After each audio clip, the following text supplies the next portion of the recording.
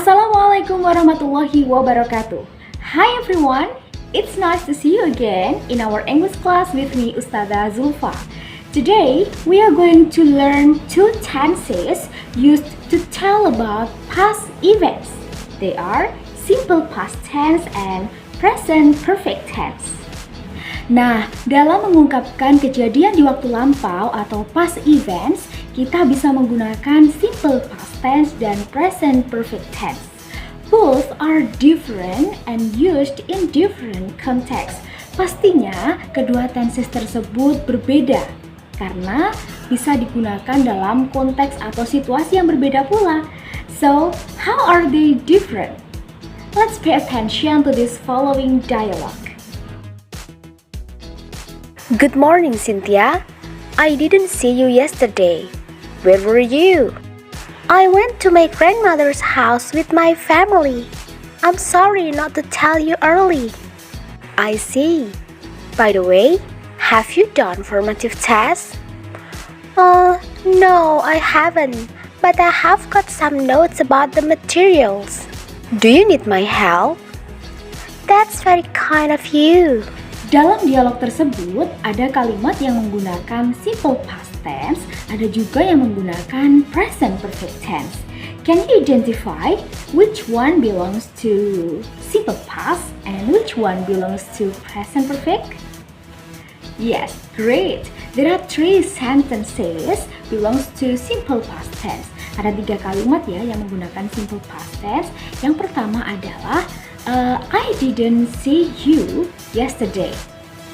Kemudian yang kedua, where were you? Lalu yang ketiga adalah I went to my grandmother's house with my family. Nah, kalimat simple past tense ini ditandai dengan menggunakan kata kerja bentuk kedua atau verb to. Kemudian, for present perfect tense, ada two sentences, ada 2 kalimat yang menggunakan present perfect tense. Yang pertama adalah have you done the formative test? Kemudian yang kedua, I have got some notes about the materials. Yang mana kedua kalimat tersebut menggunakan kata have diikuti oleh kata kerja bentuk ketiga atau past participles. So, what is the function of each tense? And how are the sentences formed? Let's discuss it one by one. The social function of simple past tense and present perfect tense. Yang pertama adalah simple past tense. We use simple past tense for action that happened in the past and is over, done, or finished. Kita menggunakan simple past tense untuk kejadian yang terjadi di waktu lampau dan kejadian tersebut sudah selesai, sudah tidak terjadi lagi saat ini. Sedangkan untuk present perfect tense, we use it for action that is started in the past but is still true today. Jadi, kita menggunakan present perfect tense ini untuk kejadian yang dimulai sejak lampau tetapi sampai sekarang masih terjadi atau mungkin bisa terjadi. Jadi intinya belum selesai seperti itu. Bandingkan makna dari 2 kalimat berikut. Sarah lived in Jakarta for 5 years. Sarah has lived in Jakarta for 5 years. Nah, 2 kalimat ini menggunakan tenses yang berbeda. Yang sebelah kiri menggunakan simple past tense, yang sebelah kanan menggunakan present perfect tense. Meskipun keduanya menggunakan kata yang sama ya, yaitu lived in Jakarta for 5 years, tetapi maknanya berbeda. Untuk yang simple past tense, di sini berarti bahwa Sarah mulai tinggal di Jakarta 5 tahun yang lalu ya. Kemudian dia pindah nih. Jadi 5 tahun yang lalu saja dia di Jakarta. Tetapi sekarang dia pindah mungkin ke Surabaya. Nah, seperti itu. Jadi kejadiannya benar-benar terjadi di waktu lampau dan sekarang sudah tidak terjadi lagi. Nah, berbeda dengan kalimat Sarah has lived in Jakarta for 5 years. Sarah sudah atau telah tinggal di Jakarta selama 5 tahun. Di sini maknanya adalah Sarah mulai tinggal di Jakarta 5 tahun yang lalu ya. Mulai tinggalnya itu sejak 5 tahun yang lalu. Tetapi sekarang dia masih tetap tinggal di Jakarta. Jadi maksudnya untuk yang present perfect tense di sini kejadiannya sekarang masih berlangsung, belum selesai. Nah, seperti itu bedanya ya. Nah, itu dia perbedaan dari penggunaan kedua tenses tersebut. Lalu, bagaimana ya cara menyusun kalimatnya? Sebelum kita menyusun kalimat dalam bahasa Inggris, yang perlu kita perhatikan adalah apakah kalimat yang akan kita susun itu menggunakan kata kerja atau tidak. Nah, dalam bahasa Inggris kita bisa mengatakannya itu sebagai kalimat verbal jika menggunakan kata kerja dan non-verbal atau nominal jika menggunakan selain kata kerja ya. Jadi maksudnya selain kata kerja itu ya bisa kata sifat, kata benda maupun kata keterangan. Yang pertama adalah simple past tense.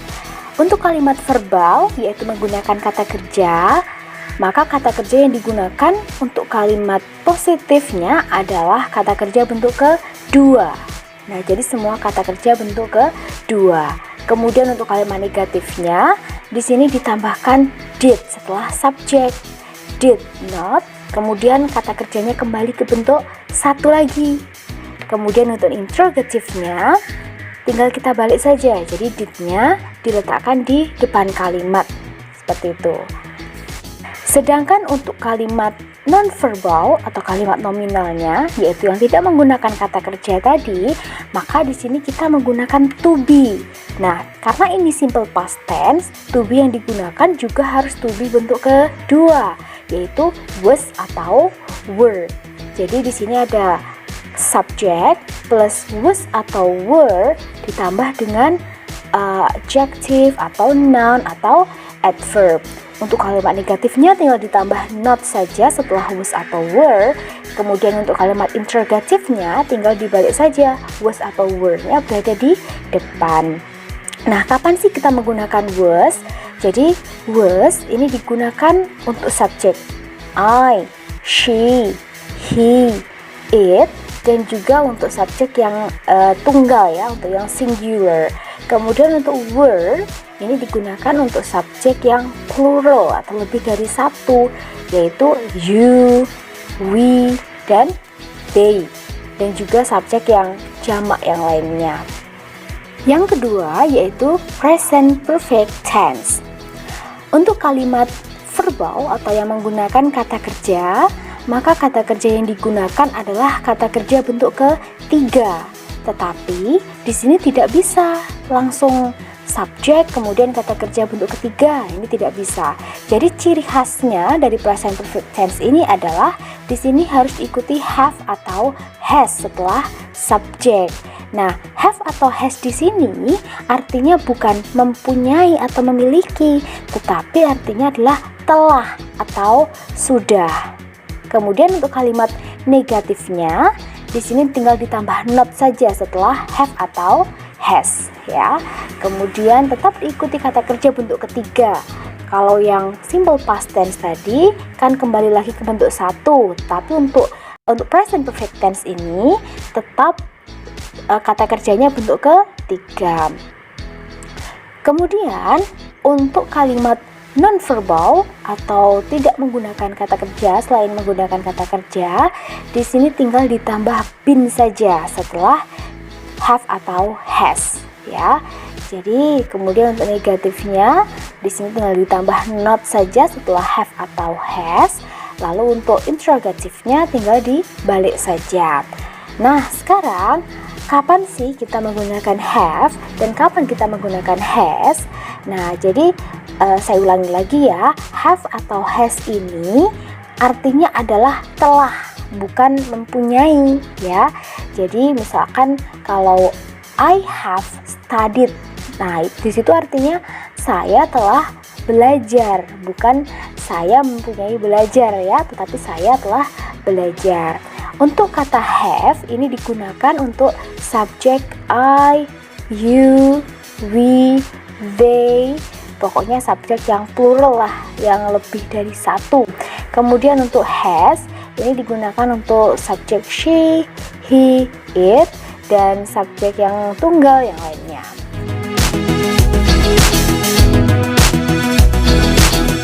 Nah, sekarang sudah paham ya perbedaan dari simple past tense dan present perfect tense. Now it's challenge time for you to know how well you can distinguish the use of both tenses. Okay, complete the blanks by using the most appropriate verb form based on the context. Okay, tulis jawaban kalian di kolom komentar ya.